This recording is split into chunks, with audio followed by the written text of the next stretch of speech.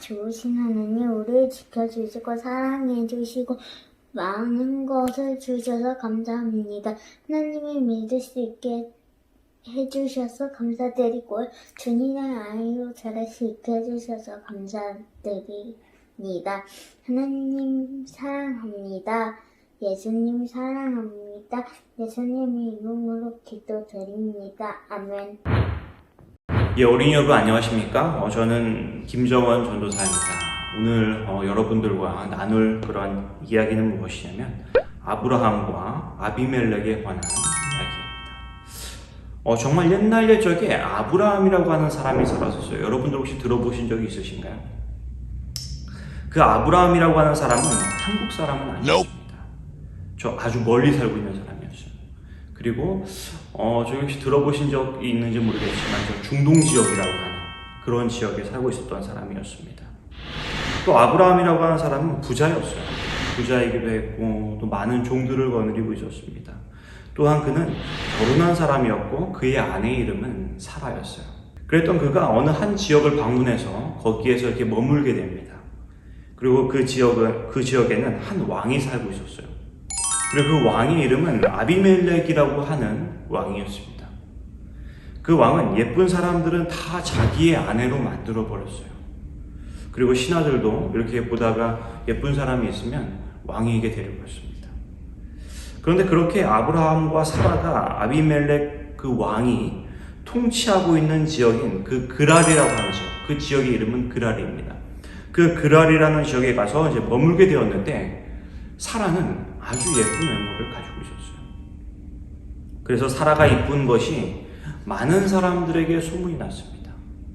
그리고 그 소문은 누구에게까지 들렸을까요? 네, 아비멜렉의 그 왕의 그 이제 궁전에까지 이야기가 들리게 되고 아비멜렉 왕까지 그 이야기를 알게 되었어요. 그래서 아비멜렉은 신하들을 시켜서 사라를 이렇게 데려오도록 합니다. 이렇게 아비멜렉이 사라를 데려오라고 한 것은 자신의 아내로 삼으려고 했던 것이었어요.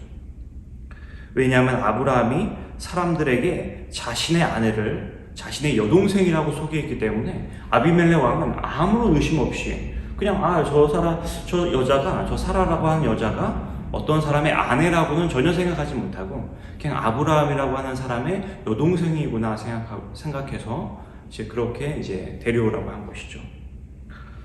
그래서 아비멜렉은 아무런 의심 없이 이제 사라를 이렇게 만났습니다. 그런데 여러분, 우리가 잠깐 여기서 생각해 볼 것이 있습니다. 지금 아브라함은 무엇을 한 것이죠? 자신의 아내를 아내라고 사람들에게 말을 해야 되는데 그렇지 않고 여동생이라고 말을 했어요. 이것은 거짓말을 한 것이었습니다. 어린이 여러분, 그 아브라함의 별명이 무엇인지 혹시 아시나요? 아브라함의 별명. 아브라함의 별명은 무엇이냐면 믿음의 조상입니다.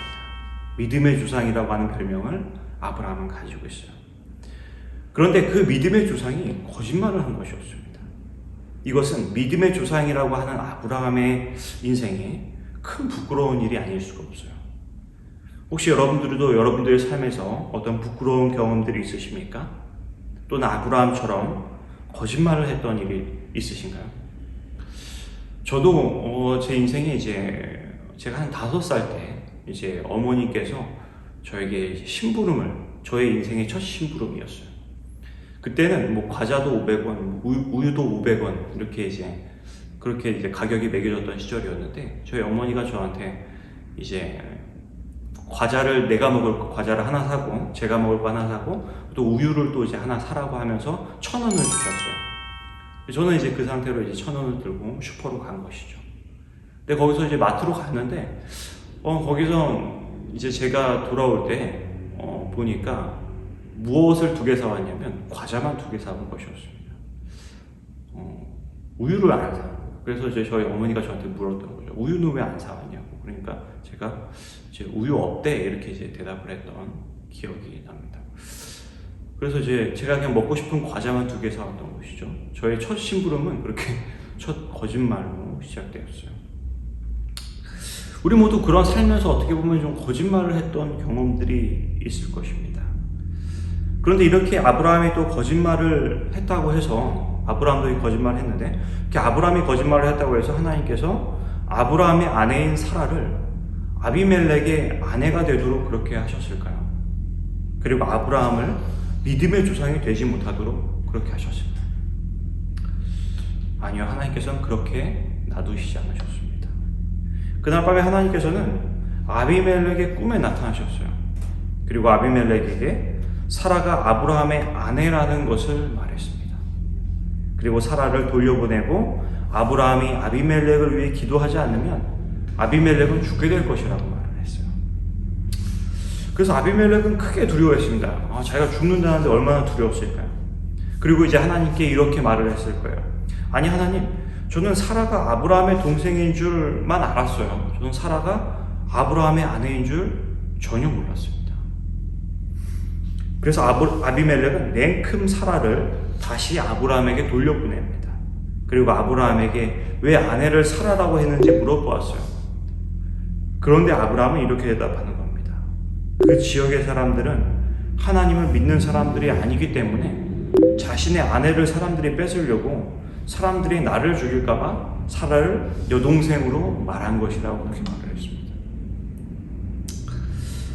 그래서 아비멜렉은 기가 차는 것이죠. 어떻게 그렇다고 해서 그렇게 자기 아내를 여동생으로 이렇게 말할 수가 있는가. 그래서 어쨌든 그 아비멜렉은 사라를 아브라함에게 돌려보내고 사라에게 이제 미안한 마음이 있기 때문에 미안한 표시로 많은 선물까지도 이렇게 줘서 돌려보냈어요.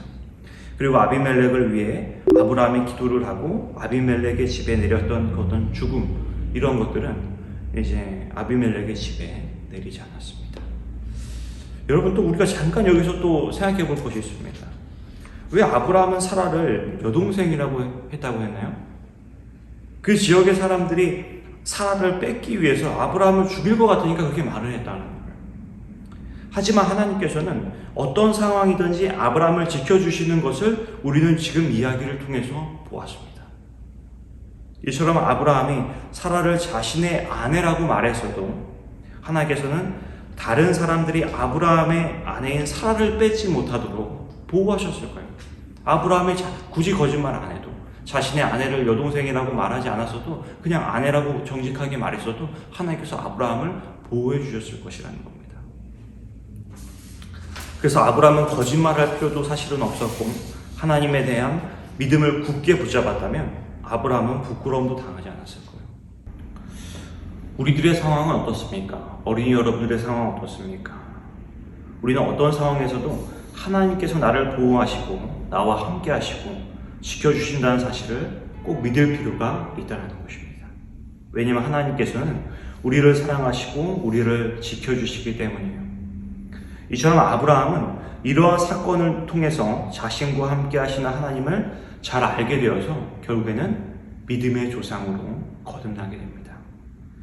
우리가 이런 아브라함의 이야기에서 볼 수 있는 것처럼 우리 또한 나를 지켜주시고 사랑하시는 하나님을 우리가 믿을 때 우리 또한 아브라함처럼 믿음 있는 사람으로 거듭나게 될 것입니다. 우리가 이번 아브라함의 이야기를 통해 계속 이런 교훈들을 배워갈 때 점점 더 믿음이 자라가는 우리 모두가 되길 바라면서 말씀을 마치도록 하겠습니다. 기도하겠습니다. 사랑의 하나님 아버지, 또 아브라함의 이야기를 통해서 우리에게 말씀해 주시니 감사합니다. 또 아브라함의 그 연약한 점이 또한 우리의 연약한 점이기도 합니다. 주님께서 우리에게 그런 연약함을 강건함으로 바꿔주시고 정말로 믿음의 사람으로 우리를 온전케 하여 주시옵소서. 주님께서 우리 모두를 항상 인도해 주시기를 예수님의 이름으로 기도합니다. 아멘.